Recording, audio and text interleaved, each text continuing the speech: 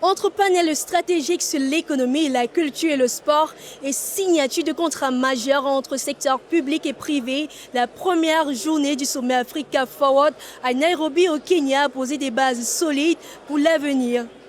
We have to talk to the political class. Nous devons parler à la classe politique et lui dire que ce sont les entreprises qui créent la richesse et que le développement de notre pays passera par le monde des affaires. Un pays développé est un pays industrialisé. On ne peut pas réussir sans transformation. On ne peut pas réussir sans avoir des champions économiques dans son propre pays. If you don't transform, you cannot make it if you don't have business champions in your own country.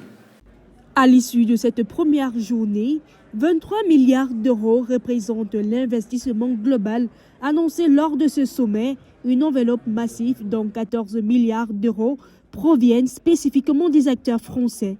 Cet engagement financier colossal vise avant tout la création de 250 000 emplois directs, tout en privilégiant deux moteurs de croissance majeurs, la transition énergétique avec 4 328 milliards d'euros et le secteur du numérique. Alors c'est un bilan qui est très positif.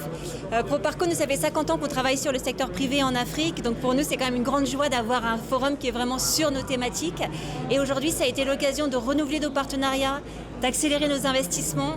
On a signé 16 transactions, 500 millions, c'est la moitié de ce qu'on fait par an en Afrique. Donc c'était vraiment une façon de pouvoir accélérer nos investissements, développer des solutions concrètes et faire encore plus demain.